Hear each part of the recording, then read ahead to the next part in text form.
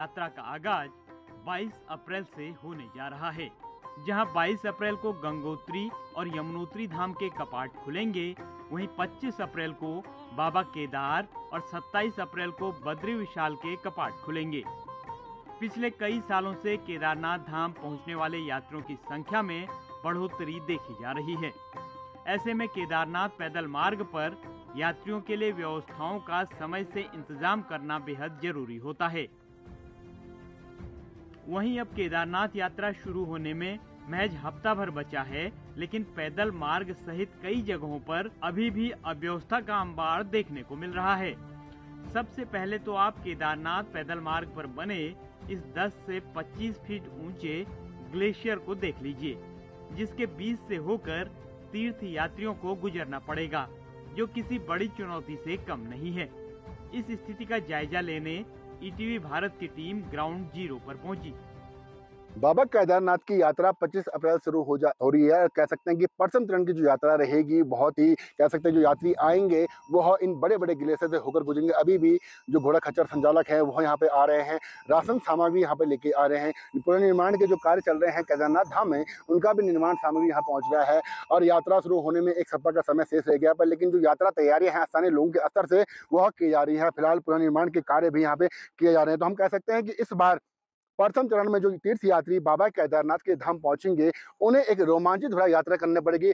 फिलहाल कह सकते हैं व्यवस्था के तौर पे अभी यहाँ पे जो लोग चल रहे हैं उनको भी काफी दिक्कतें आ रही हैं। वो लोग यहाँ पे चल रहे हैं, घोड़ा खच्चर यहाँ पे फिसल रहे हैं, तो यात्री यहाँ पे आएंगे तो उन्हें सावधानी बरतने की जरूरत है, क्योंकि यहाँ पे घोड़े खच्चर फिसल भी रहे हैं और जो लोग हैं वह भी बर्फ में फिसल रहे हैं। 20 से 25 फीट इतने बड़े बड़े ग्लेशियर यहाँ पे हैं, तो यात्री जब यहाँ पे आए तो सावधानी पूर्वक यहाँ पे पहुंचे। भले ही उनको रोमांचित लगेगा इतने बड़े ग्लेशियर से निकलने में, पर लेकिन सबसे बड़ी बात यह कभी कभार ऐसी स्थिति आ जाती है जो ग्लेशियर हैं वो टूट के नीचे आ जाते हैं। तो ऐसे में सावधानी बरतनी बहुत ही ज़्यादा जरूरी है। जो यात्री हैं, तीर्थ यात्री हैं, जो स्थानीय लोग हैं, उनसे यही गुजारिश रहेगी कि वे यहाँ पर जो यात्री जो आ रहे हैं, जो यहाँ पे चल रहे हैं, तो अपनी जो सावधानी रखें, उसी के तहत यहाँ पे यात्रा चलती रहे। बड़ी मुश्किल से हमने कितना लोगों से पैसा उधार मांगा है, कर्जा मांगा है, वो सामान काटा किया, वो सामान पड़ा हुआ वहाँ देखो वो डाल रखा पीछे, वहाँ सेट पर रह रहे थे, वहाँ से भी निकाल दिया गया हमको। हमने मला रहना कहाँ पे, कहाँ रहेंगे हम?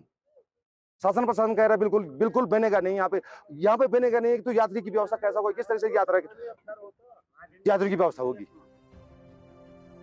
सिर्फ इन ग्लेशियर्स के बीच से गुजरना ही यात्रियों के लिए मुसीबत नहीं है, इसके अलावा भी यात्रा मार्ग पर फैली अव्यवस्था श्रद्धालुओं की परेशानी बढ़ा सकती है।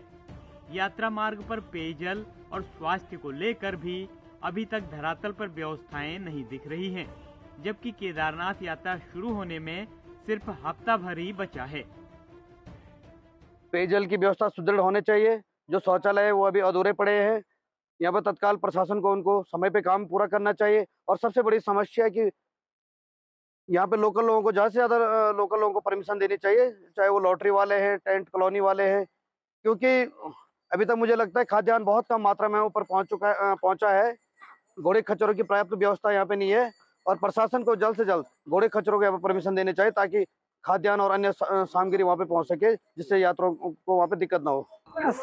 समस्याएं तो अभी यह है कि प्रशासन की तरफ से हमें तो समूह के माध्यम से तो मिल ही गया है, बर्फबारी बहुत देर से हुई है और बर्फ तो कुछ बहुत ही ज़्यादा ही है। अभी लोग अव्यवस्थित हैं, व्यवस्था नहीं कर पा रहे हैं क्योंकि लेबर को लगाना पड़ रहा है। हमने खुद ही लेबर लगाई है, जो कि 9,000, 10,000, 12,000 के करीब हमने लेबर लगाई है। लेबरों से ये बर्फ को साफ किया है और इसी वजह से जरा हम लोग भी परेशानी है। अभी रहने का ठिकाना कुछ है नहीं और स्वास्थ्य की अभी सुविधाएं कुछ नहीं है। अभी तो बस सब ऐसे ही है, कुछ व्यवस्था नहीं हो पाई है और पेयजल की भी अभी कोई व्यवस्था नहीं है।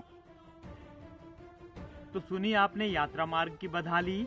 अब आपको ले चलते हैं केदारनाथ।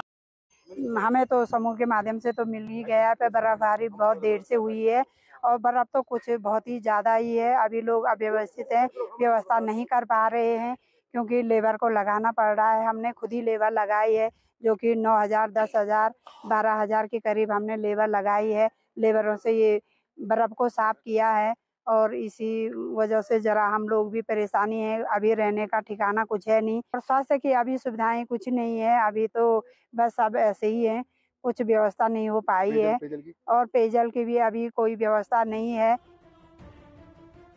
तो सुनी आपने यात्रा मार्ग की बदहाली। अब आपको ले चलते हैं केदारनाथ मंदिर परिसर को ले जाने वाले पहले आस्था पथ पर, जहां की बदहाली देख आप भी हैरान हो जाएंगे। आप मेरे ठीक पीछे देख सकते हैं केदारनाथ जो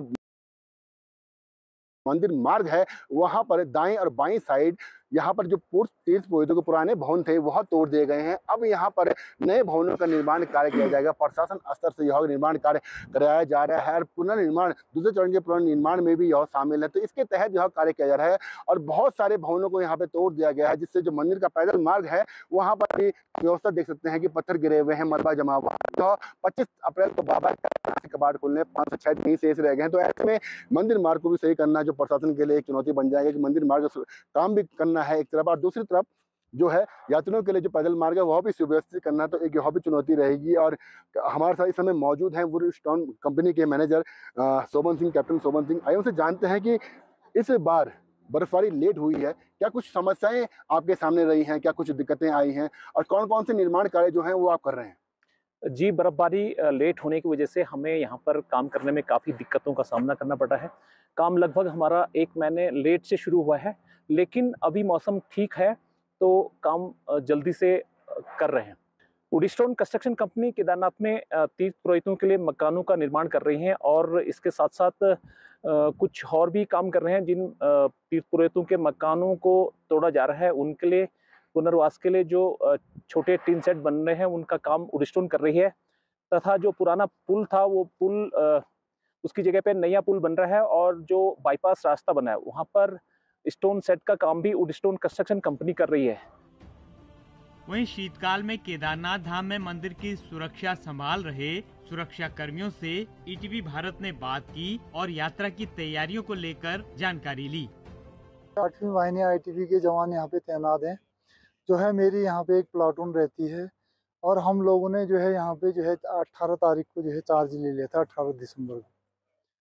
उसके बाद से जो है यहाँ पे काफ़ी बर्फ़ गिरी, तो हमारे पास जो है सियाचिन का सारा क्लोथिंग पड़ा हुआ है। हम लोगों को यहाँ पे कोई भी दिक्कत नहीं आई है। बाकी यहाँ की व्यवस्था भी जो है शीतकालीन के दौरान मंदिर समिति ने जो है हमारे को बहुत अच्छा किया था और जो है हम लोगों ने बहुत अच्छी ड्यूटी को निभाया। यात्रा शुरू होने जा रही है, किस प्रकार से भीड़ भाड़ व्यवस्था को संभालना? सर, अब जो भी हमारे को आदेश दिए जाएंगे मंदिर समिति द्वारा या हमारे उच्च अधिकारियों द्वारा, जो है हम उसी प्रकार से यहाँ पे ड्यूटी करेंगे। कि हम अभी विंटर हमने यहाँ पे ड्यूटियाँ कर ली हैं, अभी समर में हमें जैसे आदेश मिलेंगे हम उस प्रकार से आगे की कार्रवाई करेंगे। गौरतलब है कि साल 2022 में चारधाम यात्रा पर रिकॉर्ड तोड़ यात्री पहुंचे थे। उस दौरान भी यात्रा मार्गों पर कई जगहों पर अव्यवस्था देखने को मिली थी, जिसके बाद सरकार ने दावा किया था कि इस बार सारी व्यवस्था समय से पूरी कर ली जाएगी, लेकिन धरातल पर तैयारियां पूरी तरह से व्यवस्थित नहीं दिख रही हैं। ऐसे में जरूरत है कि समय रहते शासन और प्रशासन युद्ध स्तर पर व्यवस्थाओं को दुरुस्त कर लें, ताकि यहां आने वाले श्रद्धालु और यात्री अपने साथ एक अच्छा अनुभव लेकर वापस लौटें। ईटीवी भारत के लिए केदारनाथ से रोहित डिमरी की रिपोर्ट।